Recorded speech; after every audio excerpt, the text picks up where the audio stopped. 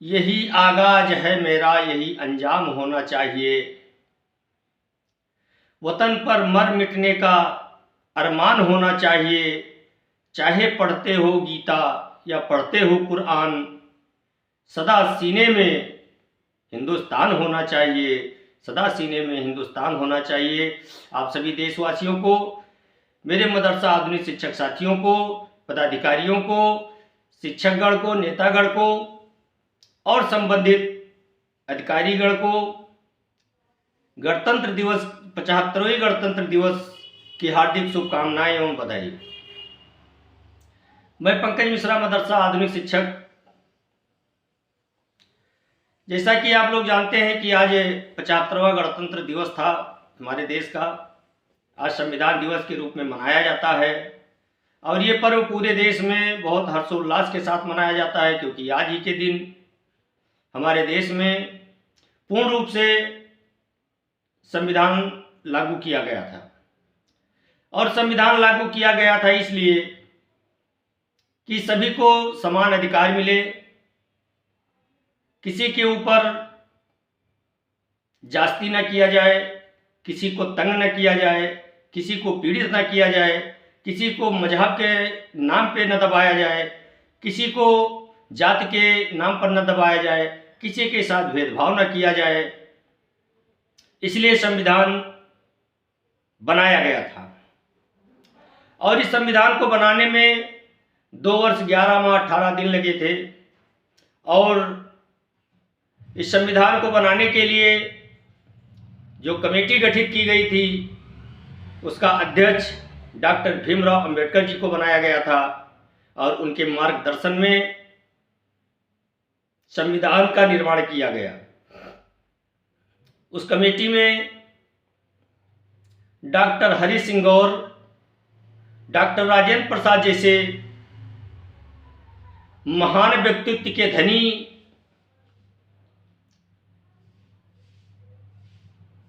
उस संविधान बनाने वाली कमेटी में सम्मिलित थे। उन्होंने सभी के हितों को ध्यान में रखकर संविधान का निर्माण किया। लेकिन आज कुछ नेतागण, कुछ पार्टी के नेतागण अपने अपने हिसाब से कानून बनाते चले गए। समय समय पर जिसकी जिसकी सरकार आई, जनता के हितों को न देख करके अपने हितों की ज़्यादा रक्षा करके संविधान में संशोधन किया जाता रहा है। और जब संविधान बनाया गया था तो संविधान बनाने वाले ने ये कभी नहीं सोचा होगा कि आज के 70 दशक के बाद संविधान का दुरुपयोग किया जाएगा, जैसे हम लोगों के साथ किया जा रहा है। हमारी योजना सन 1992 से संचालित हो रही है। कांग्रेस के जमाने से इस योजना का संचालन किया गया, लेकिन जब अटल बिहारी वाजपेयी जी की सरकार आई तब उन्होंने मदरसा में आधुनिकीकरण योजना को लाया। आधुनिकीकरण योजना इसलिए लेके आए कि जो अल्पसंख्यक के गरीब बच्चे हैं वो मदरसे में पढ़ते हैं, वो केवल दीनी तालीम हासिल करते हैं, बाकी दुनियावी तालीम से वो कोसों दूर होते जा रहे हैं। इसलिए उनको समाज की मुख्य धारा से जोड़ने के लिए स्वर्गीय श्रद्धेय भारत रत्न महान व्यक्तित्व के धनी, कुशल नेतृत्व क्षमता वाले श्री अटल बिहारी वाजपेयी जी ने मदरसा आधुनिकीकरण योजना का संचालन करवाया। और ये सोच करके संचालन करवाया कि जो मदरसा में गरीब बच्चे पढ़ रहे हैं उनको भी शिक्षा की मुख्य धारा से, समाज की मुख्य धारा से जोड़ने में सहायता मिलेगी। लेकिन स्वर्गीय अटल बिहारी वाजपेयी जी के सपनों को चकनाचूर करने का जो दुस्साहस किया जा रहा है वो बहुत निंदनीय है। उसकी जितना भी निंदा की जाए कम है, क्योंकि 30 साल से जो योजना चल रही हो और उसको एक झटके में एक मंत्री जी के दबाव में या उनके जिद में योजना का संचालन बंद कर दिया जाता है, ये हमारे देश का दुर्भाग्य है। जैसे आज पूरा देश 75वां संविधान दिवस मना रहा है, हम लोग भी अपने मदरसे में गए हैं, झंडा फहराया गया है, सांस्कृतिक कार्यक्रम कराए गए हैं।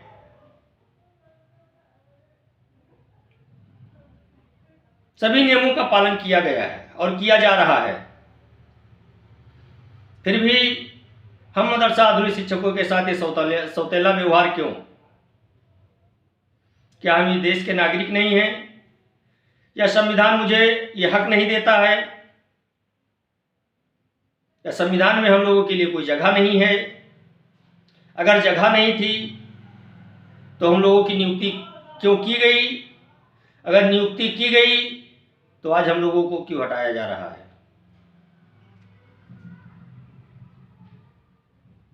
जो ये मदरसा आधुनिकीकरण योजना थी उसको बंद करके क्या हम लोगों के साथ सौतेला व्यवहार नहीं किया गया? संविधान का दुरुपयोग नहीं किया गया? क्या हम लोगों को संवैधानिक तरीके से हटाया गया है?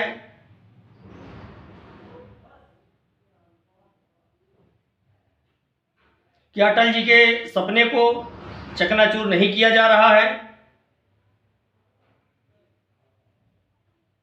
सब कुछ किया जा रहा है जो नहीं होना चाहिए, और हम लोग बेबस हैं, लाचार हैं, कुछ कर नहीं सकते हैं सिवाय विनती के। हम लोग विनती कर रहे हैं, रो रहे हैं, फिर भी सरकार हम लोगों की सुनने को तैयार नहीं है। ज़्यादा हम लोग दबाव डालते हैं तो मुकदमा कर दिया जाता है, जेल में डाल दिया जाएगा, और ज़्यादा प्रयास करेंगे देशद्रोही घोषित कर दिया जाएगा। हम लोग डरे हुए भी हैं, क्योंकि हम लोग चाहकर भी अपनी आवाज़ मजबूती से नहीं उठा पा रहे हैं। मुझे डर है, डर केवल इस बात का है कि हो सकता है संविधान में हम लोगों के लिए जगह ही न बनाई गई हो, इसलिए ऐसा हो रहा है। लेकिन जहां तक मेरी जानकारी है, संविधान में सबको बराबर हिस्सा दिया गया। वो अलग बात है कि बीच बीच में ज़रूरत के हिसाब से सरकारें आईं और अपने फायदे के लिए उन्होंने संविधान में संशोधन किया। कई बार संशोधन हुआ है। जब इंडियन नेशनल कांग्रेस की गवर्नमेंट थी तब भी कई संशोधन किए गए हैं। माननीय अटल बिहारी वाजपेयी जी की सरकार थी तब भी कुछ संशोधन किया गया है, और आज जो वर्तमान में माननीय मोदी जी की सरकार है, इस सरकार में भी संशोधन किया गया है। लेकिन जो हम लोगों को हटाया गया है, ये बिना संशोधन के हटाया गया है, क्योंकि संविधान में ये कहीं नहीं लिखा है कि जिसकी रोजी चलती हो उसको भी छीन लिया जाए। या तो ये अंग्रेज करते थे, या अब कुछ नेतागण मंत्रीगण कर रहे हैं। हम लोगों के आगे से थाली छीनी जा रही है, हम लोगों की जिंदगी को बर्बाद किया जा रहा है, हम लोगों के बच्चों को भूखों मारा जा रहा है। 6.5 साल से हम लोगों को तनख्वाह नहीं दिया गया। उसके बाद में जब हम लोगों ने तनख्वाह लेने के लिए हल्ला गुल्ला मचाया तो हमारी योजना को बंद कर दिया गया। अब ये बताया जा रहा है कि उस मदरसे में आतंकवादी पाले जाते हैं।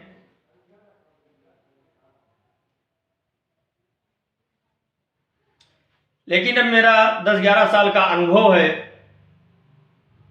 मैं 10-11 साल के अनुभव के हिसाब से मैं बता रहा हूँ कि जो मेरे मदरसे में पढ़ने वाले बच्चे हैं वो सही से अपना पैंट का हुक नहीं लगा पा रहे हैं।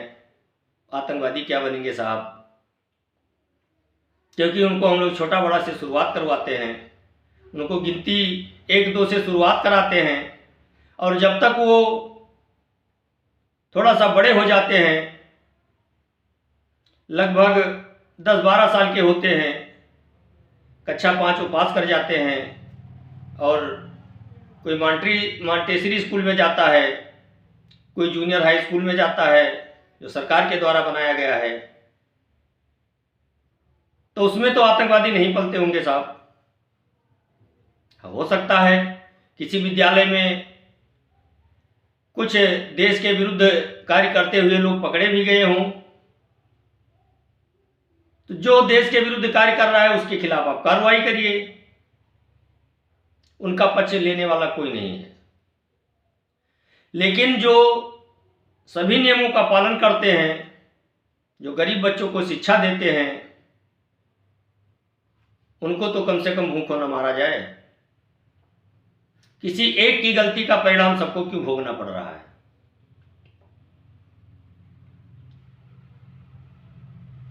हम लोग इतना दुखी हो चुके हैं कि परिवार चलाना हम लोगों के लिए इस समय पहाड़ से टकराने जैसा है। हम लोग सही से त्यौहार नहीं मना पाते हैं, सही से कपड़ा नहीं पहन पाते हैं, हम लोग पौष्टिक आहार नहीं खा पाते हैं पैसे के अभाव में। हमारे कुछ शिक्षक साथी पैसे के अभाव में इलाज नहीं करवा पाए, जो इस पृथ्वी से वो चले गए, उनके परिवार का क्या होगा? ये सरकार को सोचना चाहिए। और जब हम लोग किसी तरह से हाथ पांव जोड़ते हैं, सिफारिश करवाते हैं, तो हम लोगों को आश्वासन दे दिया जाता है। आश्वासन तो हम लोगों को 6.5 साल से दिया जा रहा है, लेकिन क्या आश्वासन से पेट भर सकता है? उसकी भी एक सीमा होती है। हम लोगों को केवल मिला तो सिर्फ आश्वासन, आश्वासन के अलावा कुछ मिला ही नहीं। अब हम लोग नदी के उस छोर पर पहुंच चुके हैं जिसको नदी कभी भी काटकर अपनी धारा में मिला सकती है। इस स्थिति में हम लोग पहुंच चुके हैं। आजाद भारत में हम लोग रहते हैं, भारत के हम लोग वासी हैं, भारत माँ के हम लोग बेटे हैं, फिर भी हम लोगों के साथ सौतेला व्यवहार क्यों?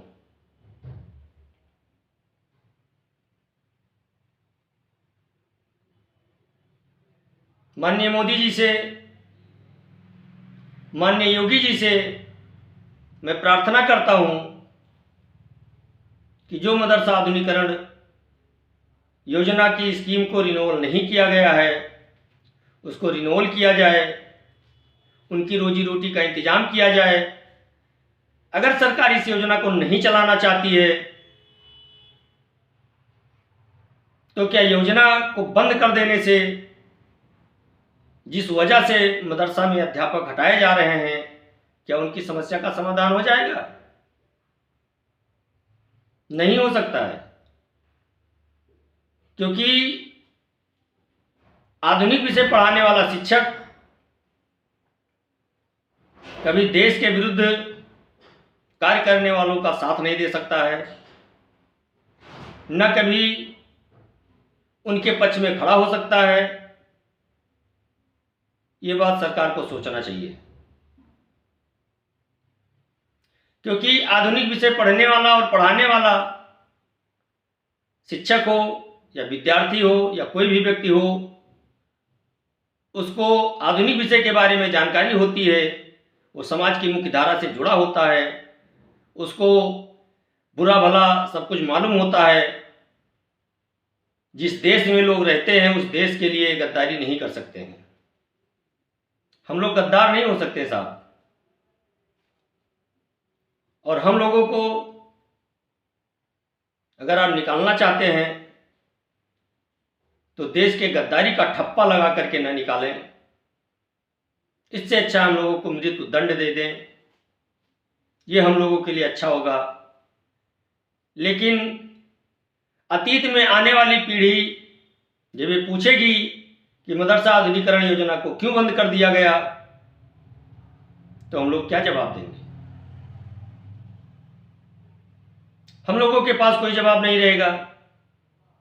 अगर हम लोग कहेंगे कि सरकार ने बिना सूचना के, बिना किसी कारण के मदरसा आधुनिकीकरण योजना को खत्म कर दिया, तो लोग कहेंगे ऐसा तो नहीं हो सकता है। तो साहब, आप हम लोगों के गार्जियन हैं। हम लोग आप ही के सामने रो सकते हैं, गिड़गिड़ा सकते हैं, हाथ जोड़ सकते हैं, और आप ही सुनने वाले हैं, कोई दूसरा सुनेगा नहीं। इसलिए इस वीडियो संदेश के माध्यम से मैं आप तक अपनी बात पहुंचाना चाहता हूं और ये निवेदन करता हूं, विनम्र निवेदन कर रहा हूं कि आज संविधान दिवस है, गणतंत्र दिवस है। हमारे देश में आज बहुत हर्षोल्लास के साथ 75वां गणतंत्र दिवस मनाया जा रहा है। लेकिन आज चेहरे पे वो खुशी होनी चाहिए जो कभी गम में न बदले।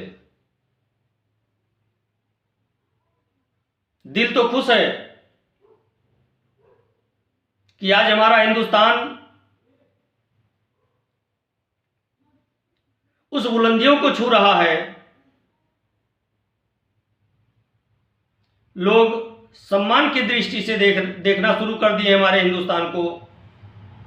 कभी हमारे हिंदुस्तान को हमारे पड़ोसी देश देहाती औरत कहा करते थे, लेकिन आज हमारे हिंदुस्तान की तरफ कोई गलत दृष्टि से देख नहीं सकता है, उसकी आंखें नोच ली जा रही हैं। हमारा देश विश्व में तीसरे नंबर पर इकोनॉमी में पहुंच चुका है, और हम जिस प्रदेश में रहते हैं उत्तर प्रदेश कभी बीमारू प्रदेश के नाम से जाना जाता था, आज ये उत्तम प्रदेश बन रहा है। तरह तरह के डेवलपमेंट हो रहे हैं, स्वदेशी हथियार बनाए जा रहे हैं, स्वदेशी उड़ानें हो रही हैं, फाइटर जेट बनाए जा रहे हैं, और हमारे देश में जो पहले विदेशी निर्भरता ज़्यादा थी वो घट करके काफ़ी नीचे पहुंच चुकी है, क्योंकि हम वो सब करने में सक्षम हो गए हैं। हम चांद तक पहुंच गए। हमारे इस पृथ्वी के इंसान चांद पर तो पहुंच गए, लेकिन पृथ्वी पर कैसे रहना है, कैसे सबके साथ घुल मिल के रहना है, वो नहीं सीख पाए। इतनी तरक्की होने के बावजूद भी अगर एक कोना सूखा दिखाई दे रहा है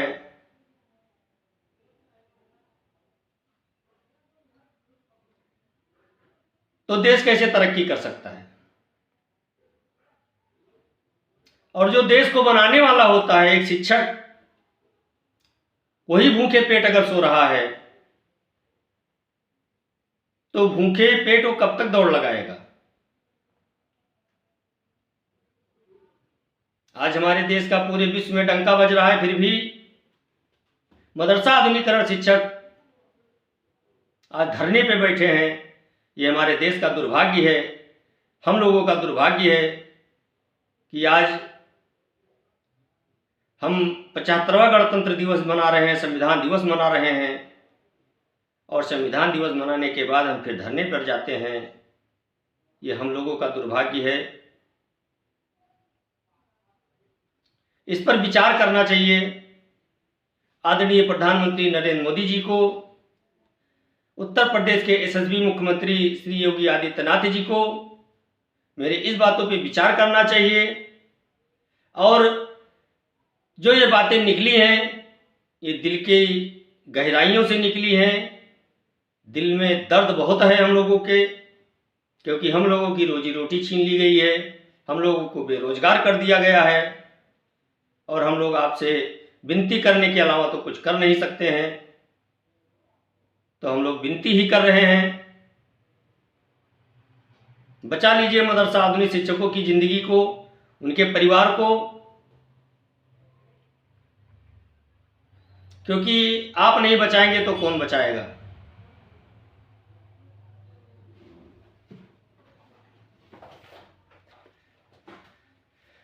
हम लोग काफ़ी परेशान हैं, लगभग 1.5 महीने से 1 महीने से ऊपर हो चुका है। हम लोग धरना प्रदर्शन कर रहे हैं, लेकिन हम लोगों की सुनवाई नहीं हो रही, केवल आश्वासन मिल रहा है। इसी पर हम 2 लाइन कहते हुए अपनी वाणी को विराम देंगे कि नफरत बुरी है न पालो इसे, नफरत बुरी है न पालो इसे, दिलों में खलिश है हटा लो इसे। न मेरा है न तेरा है, न इसका है न उसका है, हम सबका वतन है, बचा लो इसे।